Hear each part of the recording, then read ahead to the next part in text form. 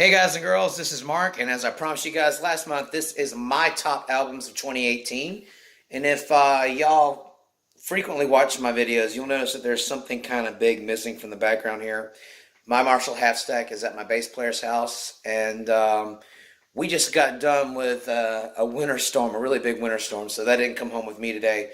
But you may notice this guy in the background, and what this is a first act Music Man Stingray copy. It is not mine. It's a fixer-upper I'm doing for a friend of mine. Her son, this is her son's guitar, so hopefully within the next couple weeks I can get this thing fixed up and back to him. If I have time, I may shoot a video of it once it's done. But what's more important to me is that this gets back in his hands before Christmas. So here we are. And the rules for this countdown are the same as the one that I released last month. This is also a top 5 because there weren't 10 albums worth my time or money this year. There was about 8, just like in the 2017 countdown. And of that, the top 5 make the list. And albums are graded on the same scale. Strength of songs, production, the more times I have to skip through driftwood on the album, the lesser rating it'll be. That being said, let's get right into it. And at number 5 is Judas Priest with Firepower. And I think this is a really strong album from the boys. Got to give them a really big thumbs up. It's a solid release. And I think this album is a very important album for a couple reasons. Number one being, I think it thoroughly addresses the no KK, no Priest crowd. There's still a few of those out there. As if Redeemer from 2015 didn't kind of already put that out there. I feel that with the release of Firepower, Richie Faulkner kind of proves to the world that he is more than a hired gun. I believe most of the leads that you hear on the album were laid down by him.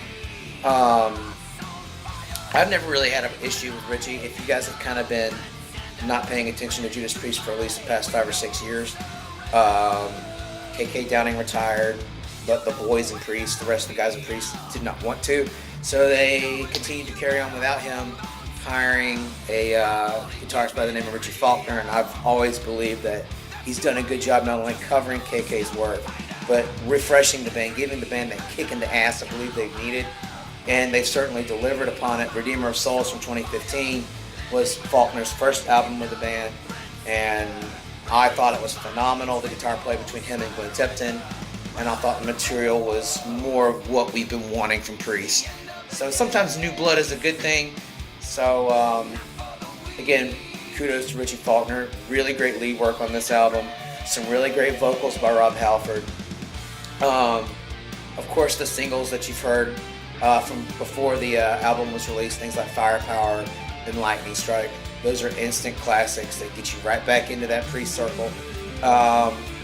What I will say about the album is, so as soon as you get about into halfway into the album, the music kind of starts changing directions a little bit, and then you kind of notice that some of the songs are a little bit, I don't know, I kind of consider them weird sounding.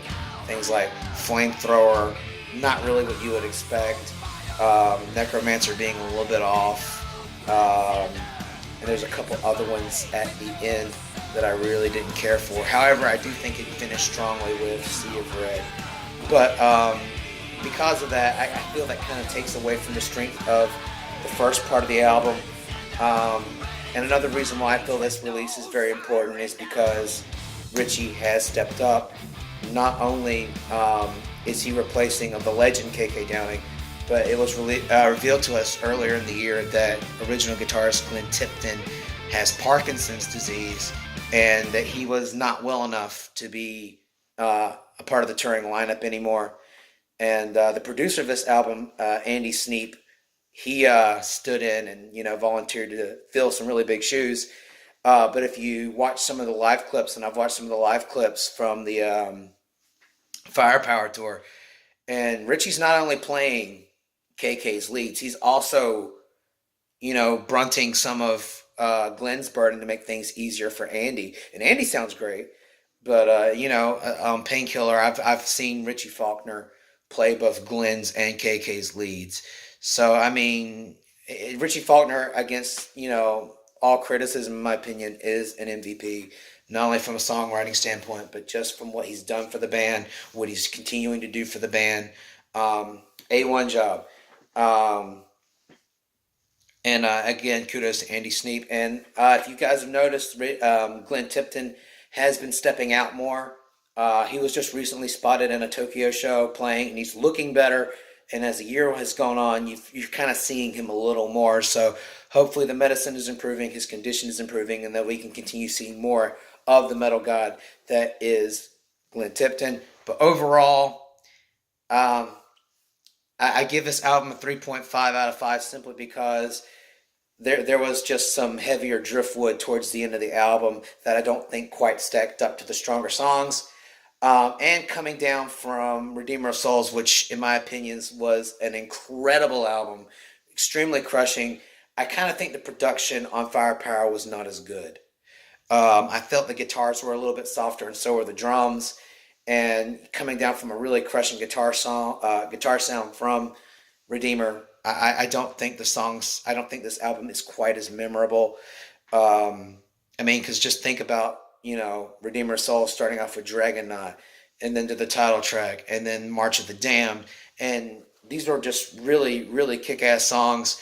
You had stuff like Cold Blooded, and then you also have things like Hell and Back that brings you back to earlier Priest songs. This did not have the same weight, in my opinion, or memorability. It's a solid album, and for that, it gets 3.5 out of 5. Good job for the boys in the band of Priest. Uh, Hopefully, we'll hear more of them soon. And coming in at number 4 is an album I'm very excited to talk about. They're one of my newer favorite bands, and at number 4 is Ghost with Prequel. And I can't really say enough about this album. It was just killer from start to finish. Incredible production, great vocals, great grooves, a lot of incredible guitar melodies that you expect from the band. And I have heard some people say that Ghost is no longer a heavy metal band, no longer hard rock. They sold out. They're doing pop. But if you come down from listening to Malaria, and I really like the Malaria album, and a huge fan of Papa 3, and you listen to this, to me, this is the next step in the progression of what Ghost is supposed to be. I mean, it leaves nothing to be desired, in my opinion. And for those of you who don't know, this is the debut of new Ghost singer Cardinal Copia, which is Tobias Forge's new character, replacing Papa 3. Again, it starts out with Rats, then Dance Macabre, and then Miasma, and then there's just a lot of really good songs. I barely had to skip through anything on this album. And they just finished a successful tour. Unfortunately, I was in North Carolina for training when they came close to us, but a friend of mine that I work with went to go see them in Richmond on the 4th, and he shared with me some videos from that. And these guys are incredible. They're killing it live, and I know next year they're co-headlining with Metallica playing overseas, and I'm sure that's going to be an incredible tour. But again, just incredibly strong material. It is the next level of awesome that I expected from the band. Just A1 all the way across. One of the best albums I've heard in a long time. Again, great songwriting, great production, great vocals, just really great layers. As you dig into this album, it just becomes more and more interesting, which is what I love about it. Maybe a total of 2 songs I skipped. Just instant replay value. I haven't gotten tired of it yet. So for that, Ghost Prequel gets a 4 out of 5 and is number 4 on the countdown. Again, great job, guys. Hopefully I can catch you guys when you come back to the States, hopefully next year. And hopefully you guys can too, because they're an incredible act to be seen. Just as incredible on stage as they are recorded in the studio. But again, 2 thumbs up. Prequel is a 4 out of 5. Incredible job, guys. And coming in at 3 is an album that I've been waiting for probably all my adult life, that I never thought would ever happen. So I'm really, really extremely excited to talk about it. And that is Michael Shankerfest with Resurrection. I've been a Michael Schenker fan. It's no big secret. I've been a Michael Schenker fan for probably half my life. I grew up listening to songs like Rock Bottom on the radio, and then listening to songs like On and Anytime. So I've heard things from each of the periods of Michael Schenker, and I've loved all of it. He's had an immense impact on my playing, and excuse me, to have something like the Michael Schenker Fest, where you have a classic lineup of Michael Schenker's career, but you have all the iconic vocalists, is something that's genius that you would never expect to have, because of all the ego, and then there's the money, and you just would never expect to hear Robin McAuley, Gary Barden, Graham Bonnet, and New Blood's in there too. I mean, Doogie White's in there as well. And it all comes full circle. To actually have that is, to me, a Michael Schenker fan's dream come true. It's definitely one of mine. But to actually have an album with everybody there of all new original material is beyond genius. And it's incredibly popular. I'm fortunate enough to say that I'm going to be able to see Michael Schenker next year in May. So I am counting the days to that, because he is an idol of mine. And this album has just done so much for me this year. Let's go into the material. The production is pretty solid on it. But I don't think the production is really where this album shines. It's in the songs, the strength of these songs. This is just one of the most memorable albums. There's a lot of instant anthems. Heart and Soul, Warrior, Take Me to the Church. Graham Bonnet really comes through. He's like the secret weapon in this whole album. The person that you would, least expect to have really incredible vocals, at least in my opinion, is coming out the door blowing with some really great pipes. I mean, his voice has aged, but he sounds so good.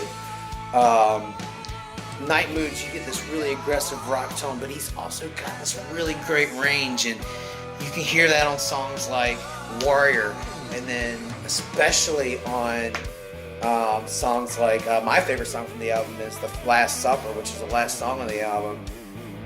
You can really hear him going into that pre-chorus, really hitting those high notes, and I mean, man, it's just things like that really stick out. Michael Schenker's playing is as fluid as ever. There's so much inspiration on this album to be had. It's great to hear Gary Barden. To me, his voice really hasn't aged. He sounds so good. And I think, the big selling point for a lot of folks is Robin McAuley. Like a lot of Michael Schenker fans, when it comes to MSG, Robin is my favorite MSG singer. He just has that really iconic tenor voice, and I don't know how he does it, but he sounds just like he did back in the 80s today. And even listening to the live clips from the Michael Schenker Fest tour that's been going on for a while now, I mean, he just does not fail to deliver. Songs like Heart and Soul, again, The Last Supper, Time Knows When It's Time. It's just, Robin McAuley is that timeless voice, and it brings me back to my younger days when I first heard him, listening to songs like Anytime and Nightmare, and really falling in love with the Michael Schenker group a little bit more. And so this brings me back full circle. It brings back all of his great memories, learning to play some stuff, and just being introduced to a lot of great music. And then Doogie White has some really good stuff like Take Me to the Church. Not only is that a killer guitar riff from Michael Schenker, but it's also great vocals from Doogie White. He also had The Girl with the Stars in His Eyes, and Stars in Her Eyes rather. And then there was also Anchors Away. And I mean, between all the vocalists here, all four vocalists, it's just like there was not really that many songs that really didn't stack up.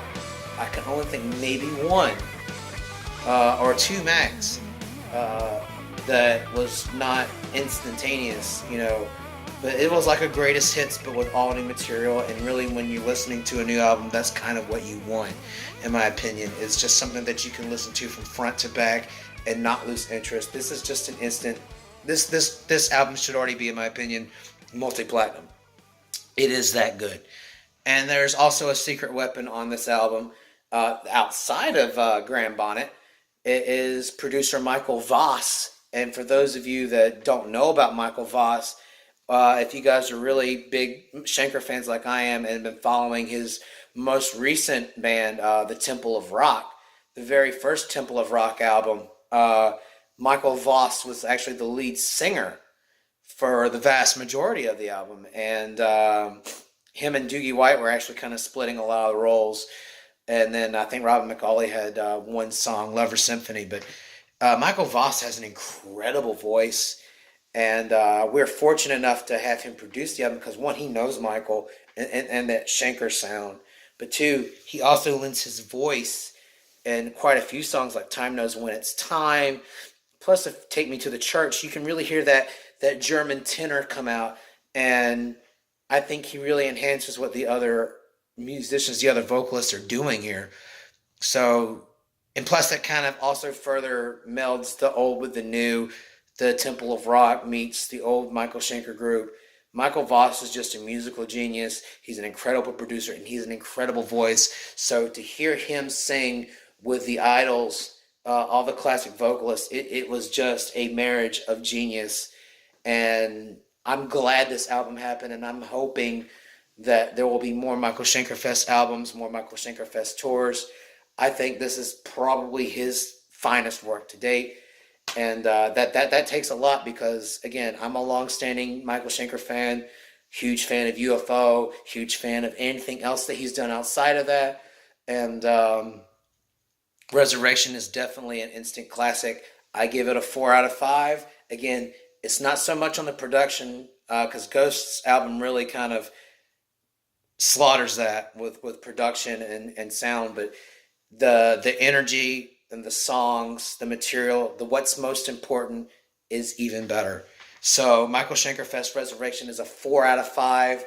Incredible. If you guys haven't listened to it, I cannot stress to you how important it is, I think, for y'all to listen to it. It's life-changing in my opinion. Again, Resurrection, 4 out of 5.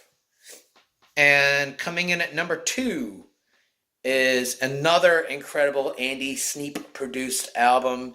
It is Saxon with Thunderbolt. I gotta say, I don't know how the boys do it. When it comes to hard-working metal bands these days and hard rock bands these days, you're hard-pressed to find a band that works harder than Saxon. They really do live the lifestyle.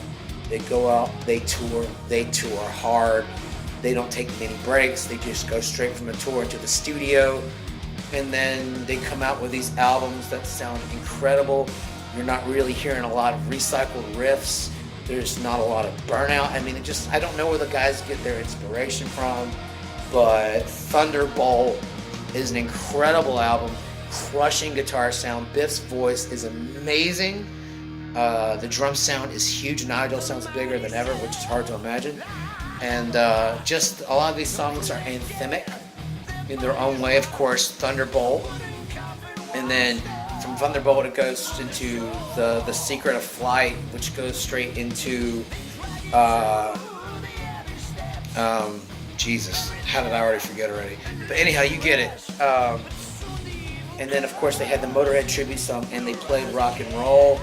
I mean, this song just hits the ground running from the time that it gets started to the time it finishes. There you go, Nosferatu, or Vampire's Waltz, which is one of my absolute favorite tracks from the album.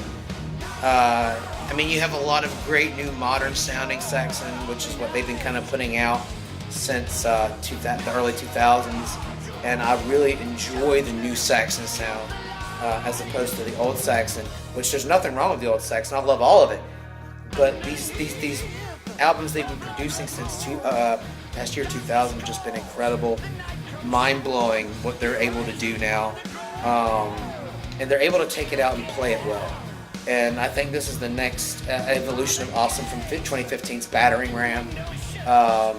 Like I said, instant classics. 90% of these songs are instant classics,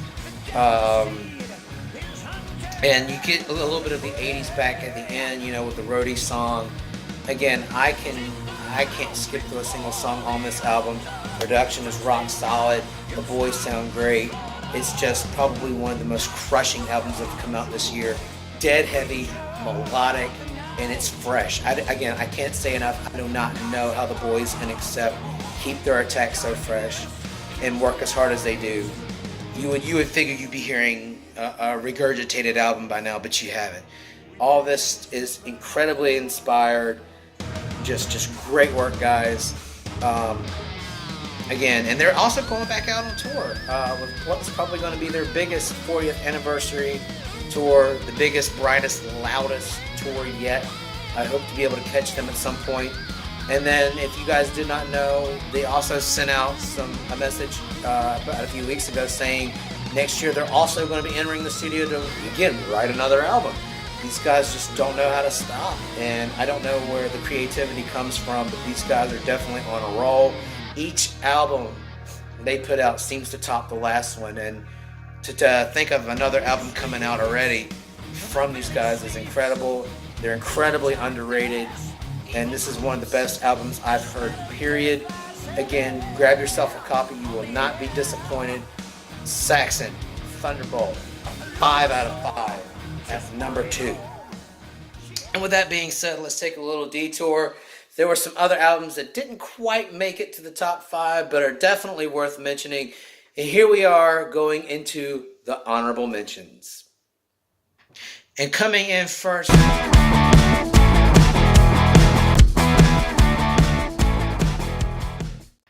And coming in first in the honorable mention session is one of my favorite musicians. No big surprise that I'm a Kiss fan as well. But Ace Frehley comes in to the honorable mention section with his newest release, Spaceman. Kind of took a little while for it to come out. And I've been keeping pretty heavy tabs on Ace since he's come back into the music scene. 2009 saw the release of Anomaly, which I thought was an incredible album, a great modern but classic album from Ace. Great voice, great guitar work. What was also funny is that same year, Kiss released Sonic Boom, and in my opinion, Ace's album whooped Kiss's ass. And that's not taking anything away from Kiss, but I'm just a huge Ace fan. And 2014 saw Space Invader, and to me, Space Invader was the next level of awesome. It totally blew away Anomaly, and we got another album of what to me was instant classics. Great production, Ace playing better than ever, Ace singing better than ever, and it just seems like this was a rebirth of sorts. So again, when I heard about Spaceman, I was automatically thrilled to get my hands on it. But in all reality, compared to the other two albums before it, Spaceman just does not stack up. There's a couple essential flaws here. The first one being production. After having 2 massive sounding solo albums come out, this one just didn't really stack up. The guitars kind of sounded thin and muddy and wiry, which was kind of a shock because Ace has kind of built up a wall of sound on the past couple albums, and that's kind of what you expect to hear coming into it. But the guitars sound kind of weak, so I'm not sure what's going on there with that. And also another thing is I think Ace is finally starting to show his vocal age. Kicking off the album, it was not very strong. I think the intro track was called Without You, I'm Nothing. And you kind of notice Ace is starting to hang around a lower register. And it doesn't really suit him well. And there's actually a couple other tracks on there where he's kind of starting to dither into a lower croon. And when you think of Ace Frehley singing, you're kind of thinking of that high New York tenor because you can still hear that accent while he's singing, which is something that's synonymous with Ace's, that Yankee accent. But there's songs that where he just doesn't kind of pull through. And between that and the lack of production, and also this is a really short album, so there's not a lot of time for him to make a comeback. However, Bronx Boy was another great song. Rockin' with the Boys was a good song. I mean, there still are classic Ace Frehley songs on here, but the good didn't quite stack up enough to make it into the top 5, but it was good enough to get a 3.5 out of 5. Again, I definitely recommend you guys to listen to it, but again, I don't think it stacks up against the prior 2 albums that he's released. So I'm hoping if there is another Ace Frehley album in the future, it'll be more in the same vein of the prior two. And coming in for another honorable mention is a band that was on last year's countdown from last month, is LA Guns. If you guys didn't watch it, LA Guns got the number 2 slot on the top 5 of 2017. They had an incredible studio album they released last year called The Missing Piece, which was by all standards a great album. Totally blew my mind, blew my expectations from what I expected from them. So again, coming off of a really strong studio album, I was looking forward to Made in Milan. Saw some of the live clips and thought it was really good. Now, this isn't a bad live album by any means. There's plenty of energy. Phil sounds amazing. I don't know how Phil continues to sing like he does, but he does. Like I said, a lot of high energy. But the biggest flaw with this album, in my opinion, is the production. One, the band, in my opinion, does sound kind of sloppy. I did not get the DVD version, so I'm just listening to the audio here. And one, it's loud, which is great, and I love a great loud performance, but the band sounds messy pretty much through the entire performance, which I think kind of takes away from what they're playing. And then two, which is something I did hear about, but listening to it's different than hearing a comment, but Tracy Guns, I love Tracy Guns. I'm glad he's back, but they did an incredibly bad job mixing this. They mixed Tracy so high that you couldn't hear Michael Grant, and at times you couldn't really hear much of anybody else. It was almost as if Tracy was at the mixing board. You're like, whoop, screw everybody. And it's all about him. I mean, I'm glad he's back. I'm just as thrilled as anybody else. But whenever the guitar solos or just his guitar in general kind of takes over the entire mix, it's not pleasant. And it was actually enough to aggravate me. And it kind of takes away from the appeal of what could have been an even better live album. I mean, just use some common sense behind the mixing board. But it didn't happen, so that kind of took away from the entire band aspect. It just was not pleasant to listen to, and it really was that way throughout the vast majority of the concert. Plus, they killed a classic, The Ballad of Jane. I did not care for that rendition, and that's one of the songs, in my opinion, that you really can't afford to screw up on because it's a classic, but they did screw up on it. At least in my opinion, I thought it was kind of a weak performance. You pair a weak performance with weak production and bad mixing, and then you get what you got here. I'm not saying it's a horrible live album. I'm just saying it gets a 3.5 out of 5. Could be better, could be worse, but still they sound like an incredible live act. I would definitely pay good money to see them, but next time, better production would have probably gotten this one into the top 5. No lie, it was good material. They did play, their songs with a lot of integrity, but again, production and mixing was poor, and that's really what killed the live album. And at the top of the honorable mentions is Accept with Symphonic Terror. And again, if you guys watched my 2017 countdown, then you Accept got the number 1 spot with The Rise of Chaos. So again, I was incredibly excited to listen to this because The Rise of Chaos was such an incredible album. And plus, they've just an incredible band. Since they've come back, they've done nothing but release incredible albums. And I was really thrilled by the 2 or 3 live clips that they released from Nuclear Blast. So again, I was already super excited to get my hands on this. Now, I did not get the DVD version. I just got the audio version. And I'd say that this is an A1 concert. Accept and classical music really are just a no-brainer. They go together simply because of Wolf Hoffman's deep influence with classical music. And most of these renditions are just A1. It's a tight live performance, probably the best symphonic live album I've ever heard, and I'm willing to put money down on that. There are other bands that do this, but I think this is the best so far. That orchestra and Accept work so well off of each other. It's just incredible. I think this is what all symphonic live albums should be in that sense. But there are some serious flaws. about halfway in, it stops becoming Accept and it becomes the Wolf Hoffman show. And it's just Symphony and Wolf. I mean, of course, there's the other band members there, but you kind of get what I'm talking about. Um, I think it's great that they, did some heavy metal renditions of some killer classical pieces. But I think that whenever you get an Accept live album, it should be more about Accept. And there's a good portion, which just like the whole middle portion of the live album is nothing but symphony instrumentals. And like I said, I have nothing against that, but I think there's other Accept songs that could have been brought in.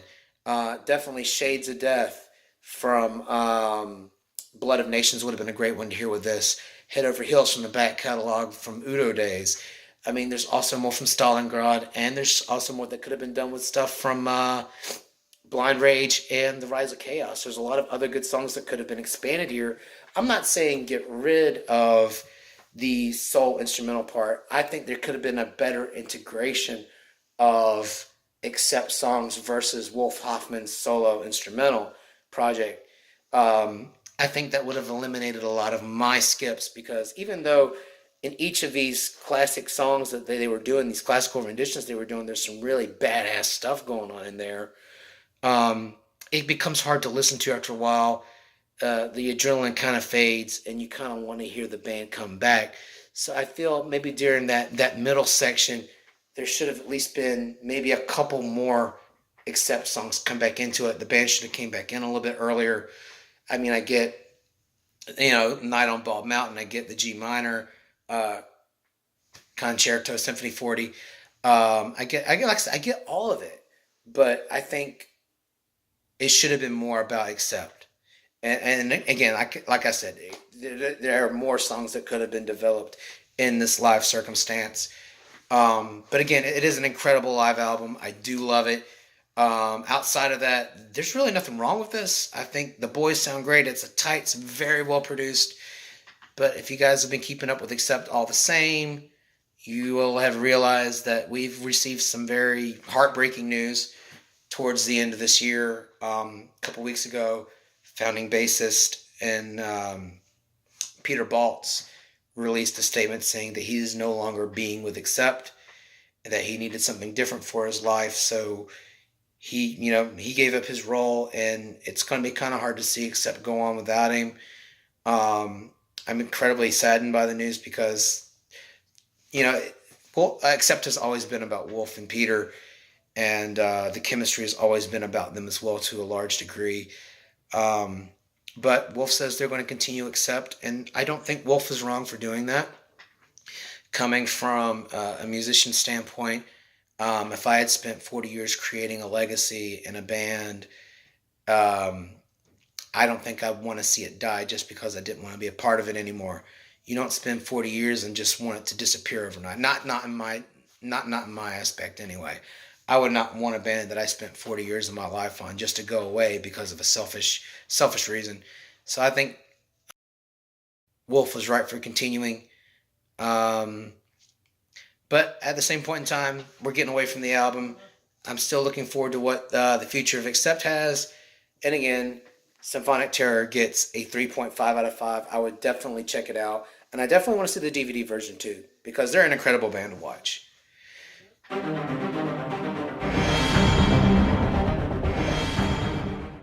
So, now that we're done with that, we're going on to the number one album of 2018, in my opinion. And that goes to Germany yet again this year, Primal Fear with Apocalypse. Again, this totally blew my expectations of what I had for the band. Of course, I expected a great album, but I kind of fell off the Primal Fear train a while back. I just didn't have access to music a couple years ago. So the last album from them I listened to was Delivering the Black, and that was not a great album. So I was very disappointed with Delivering the Black. I thought it was uninspired. It sounded dull, bad production. So that was the last impression of the band I had in my mind. I've only listened to a couple tracks off of Rule Breaker, and I thought they were great. I still haven't had the chance to listen to the rest of it, so I was kind of on pins and needles listening to it.